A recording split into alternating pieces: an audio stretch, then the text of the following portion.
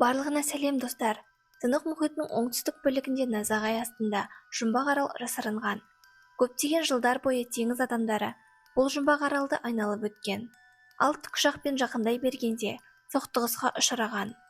Соғыс кезінде ақш президенті ғалымдарды қаржылай қамтамасыз етіп, кеңестік одақтан бұрын жұмбақ аралдың спутник арқылы зерттелген бай керекті ресурстарына қол жеткізбекші. Экспедицияны Билл Рэндек басқарады. Керекті жарақтар мен әскери жасақ дайындады. Жұмбақ аралға жеткенде Билл Рэндек президенттің тапсырмасы бойынша емес, өзінің зұлым жоспары аралдағы Конгоны оятып, бүкіл әлемге құбыжықтардың бар екендігін дәлелдеп көрсету болған екен. Сонымен қатар экспедицияның басқа да қатысушылары осал емес болып шықты. Олар да өздерінің қызығушылықтары үшін аралға келген. Бұл адамдар жұмбақ аралда қалауларына қол жеткізе алады ма? Бірге білейік. 1944 жыл жұмбақ аралдың оңтүстік бөлігінде екі әскери ұшақ соқтығысқа ұшырайды. Аман қалған ұшқыштар жерде бір-біріне шабуыл жасайды. Құмды жағалаудан өтіп, джунглиде жасырынып, қарсыластар жекпе-жекті жалғастырды. Қатардағы жауынгер қарсыласының суық қаруы тамағына кезеліп тұрғанда, кенеттен жауынгерлерде ортақ қауіп пайда болады. Алып маймыл Конгоның аралға шақырылмаған қонақтарды жалмауға тырысты. 1973 жыл ақш суық соғысты Вьетнамда және кеңес өкіметімен арпалысуда, және Вашингтон көшелері көтеріліс адамдарына толы. ақш еліне ауыр күнде геолог Билл Рэндек сенаторға дереу кездесуге келеді. Сәттілікке сүйеніп, Билл сенаторды жиналысқа бара жатқан жолында кездестіріп қалады. Геолог бірден сенаторға картада жоқ, бірақ спутникпен түсірілген жұмбақ аралды фотосын көрсетеді. Әртүрлі халықтың аузында жүрген бұл аралда ешкім жоқ, бай ресурстарды алуға болатынын айтып, қаржылай көмек сұрайды. Сенатор айтылған әңгімені тыңдамай орнынан тұрып кетеді. Бірақ геолог артынан қалмай, ең маңызды ақпаратты айтады. Ертең кеңес үкіметі спутнигі бұл жұмбақ аралдың үстінен өтетінін айтады. Және де қарсыластар арал ресурстарын зерттеуін бірінші бастап кетуі мүмкін. Сенатор келісімін беріп, экспедицияны қаржылай қамтамасыз етеді. Экспедиция адамдары әскери жасақпен аралға Вьетнамнан бастау алды.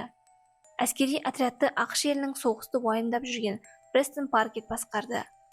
Ол соғыстан кейін үйіне қайту керек болған, бірақ генералдың айтуы бойынша соңғы тапсырманы орындаулары қажет. Билл көмекшісімен топқа қажетті тағы бір потенциалды адамды тапты. Геолог кездесуге өз ісінің шебері, джунглиді жақсы білетін Джеймс Конрадқа келеді. Қазір ол кедей өмірінің арман мақсатсыз сүріп келеді. Қауіпті, әрі белгісіз, картада жоқ жұмбақ аралға экспедицияны басқаруға Джеймс келіседі. Тек қана үлкен төлем төленсе және тірі қайтып келген жағдайда премия беруді сұрайды. Және бұл экспедицияға әскери фотограф Мейсон шақырылды. Келесі күні Бангкок кемелеріне топ қатысушылары жиналып жолға шықты. Геолог аралдағы мүмкін жағдайларды айтып таныстырды. Геологтар әскери ұшақтар арқылы сейсмологиялық бомба тастауды жоспарлады. Қауіпсіздік үшін джунгли ішінде әскери жасақ Джеймс Конрад артынан еретін болады. Кеме найзағай соғып тұрған қорқынышты аралға жақындады. Кеме басшысы экспедицияны дереу тоқтатуды сұрады. Себебі адамдардың өмірін сақтап қалғысы келеді. Енді бұл экспедицияның жалғасуын полковник шешеді. Паккарт ұшақтарды қорықпай әуеге көтеріп, үйге жеңсіз қайтпайтынын айтты. Паккарттың сенімі ақталып, ұшақтар бораннан аман өтіп, керемет табиғат көрінісіне тап болды. Ғалымдар тапсырманы орындауға кірісті. Топтың адамдары ұшақпен жерге қонып, керекті жарақтарды түсіріп алған. Ал отряд әуеге көтеріліп, сейсмологиялық бомбалар тастауға шықты. Ұшқыш бұл көріністен ләззат алған кезде пальма ағашының бірі ұшақты ұшып құлатады. Ал қалған ұшақтарды алып Конго жалмай бастады. Полковниктің командасымен ұшақтар Конгоға қарай оқ жібереді, бірақ оқтар алыпқа мүлдем қауіп төндірмейді. Паккарт отырған ұшақта соқтығысқа ұшырап, полковник аман қалады. Нағыз соғысқа тап болған түсінген жауынгер алдына қарсыластың көзін құртамын деген нақты мақсат қойды. Конгомен бірінші кездесуден әуеде аман қалған ұшақтар қалмады. Аман қалған әскерилер жерде жиналып топ құрды. Конрад пен Мейсон аралдың солтүстік жағына орналасты.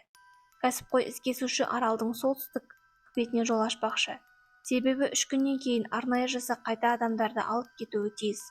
Сол уақытта полковник аралдың оңтүстік бетіне жол түзеуде, себебі онда жас сарбаз Чапман орналасқан. Бұл құлаған ұшақта өте маңызды өмірімен жауап беретін мағалы зат бар. Полковник жолда бірнеше аман қалған сарбаздарын табады. Арасында бір сарбаз жан тапсырған. Сарбаздардың мойнындағы жетондарын жинап, полковникке тапсырды. Полковник ғалымды тауып, экспедицияның мақсатын айтуын сұрайды. Сондағы снарядтар Конгоны ашуландырып, сыртқа шығару үшін әдейі жасалған екен. Билл мұнда 30 жыл бұрын құбыжықтармен кездескен. Бірақ экспедиция тобының ішінде тек бір өзі ғана аман қалған екен. Оны айтып берген әңгімесіне Нью-Йоркта ешкім сенбеген. Сондықтан ол монарх атты арнайы құбыжықтарды ұстайтын экспедициялық топ ашқан. Ғалымның ойынша, Конгоны ұстап, дәлел ретінде Конгоны бүкіл әлемге көрсету болып шықты. Конрадтың тобы джунгли арасымен солтүстікке қарай бет алды. Сарбаз рация арқылы аман қалған жасақтармен байланысқа шықпақшы, бірақ барлығы бекер. Топ өзен жағасына жетіп, су астынан шыққан алып су бұқасын кездестіреді. Бірақ ол адамдарға еш зиян тигізбей бұрылып кетеді. Паккарт пен Биллдің отряды бамбуктардың арасында келе жатып, алып өрмекшінің аяқтарының астында қалды. Сарбаздар қаруларын өрмекшіге кезеп, аяқтарынан айырғанда, өрмекші ақыры жерге құлады. Полковник Паккарт аяусыз соңғы оқты маңдайына жіберді. Конрад пен Мейсон тобы ескі ғимараттарға тап болды. Мейсон объектив арқылы ғимараттардың кереметін түсіре отырып, бір мезеттен адамның көзін байқап қалады. Жан-жақтан қарулы жабайы адамдар шабуыл жасай бастады. Қайғылы жағдайдан бейтаныс адам аман алып қалады. Ол нақты жабайы адам емес екендігі белгілі. Таң қалған адам бұл аралда 30 жыл шамасында өмір сүріп келеді. 8 мәрте қалыпты әлемге оралуға талпыныс жасаған. Қуанышқа орай, көмектің өзі келді. Еркек лейтенант Хэнк Марлоу 1944 жылы арнайы экспедицияның аман қалған мүшесі болып шықты. Ол топқа қауіпсіз жерге жасырыну керектігін айтты. Жалғыз қалған сарбаз Чапман теңіз жағасынан жарақатын емдеуге тырысқан Конгоны кездестіріп, су астынан пайда болған 8 аяқ құбыжығымен шайқасын бастады. Жалғыз қалған сарбаз Чапман теңіз жағасынан жарақатын емдеуге тырысқан Конгоны кездестіріп, су астынан пайда болған 8 аяқ құбыжығымен шайқасын бақылады. Конго 8 аяқтың көзін құртып, түскі асқа тойып алды. Ол уақытта полковник топты жабайы адамдар ауылына ертіп келді. 30 жыл бойы осы адамдармен өмір сүрген. Ол топқа Конгоға бас ию орнын көрсетті. Конго аралдағы адамдарды басқа алып құбыжықтардан қорғайтыны белгілі болып шықты. Сол үшін адамдар арал басшысын құрмет тұтады. 30 жыл бұрын отряд адамдарын жалмаған Конго емес жер асты айдаһары болып шықты. Сол уақытта көзін құртқан Конго болып шыққан. Ал ғалым Билл қайта бомба лақтырып жер асты айдаһарларын оятты. Конго сол үшін қатты ашулы. Ол жер асты айдаһары Конгодан бірнеше есе алып, және оянған жағдайда ешкімнің аман қалмайтыны сөзсіз. Конрад полковникке көмек келгенде бірге үйге қайтуға ұсыныс жасады. Бірақ ол аралдың солтүстік бөлігіне жаяу жету мүмкін емес екендігін айтты. Осы 30 жыл бойы үйге қайту мақсатында құлаған ұшқыштар қалдықтарынан жасаған кемеге отыруға ұсыныс жасады. Бірақ кеме әлі жүруге дайын емес. Сол үшін топ кемені жүргізуге кіріседі. Ал Мейсон бұл уақытта сөзсіз ерекше кадрларды жасап үлгереді. Мейсон аяқ асты жапа шеккен жануардың дауысын естіп құлаған ұшақтың астында қалған су бұғысын тапты. Мейсон бар күшімен жануарға көмектесуге тырысты, бірақ күші жетпеді. Сонда оған көмекке алып Конго келеді. Бұғыны босатып қызға зиянын тигізбей бұрылып кетіп қалады. Полковник сарбаздармен алыптың қанды іздерін табады. Қарсыласын өлтіргісі келетін полковник Чапманның орналасқан жеріне жетуге міндетті. Чапманның ұшағында үлкен жарылғыш заттар болып шықты. Сол арқылы ол құбыжықтың көзін құртпақшы. Көмектің келуіне 48 сағат қалғанда Конрад топпен кеме арқылы жолға шықты. Полковник соғыс алдында үйленіп аралға кетер алды бір күн бұрын әйелінен ұлы дүниеге келген жайлы хат алғанын еске түсіреді.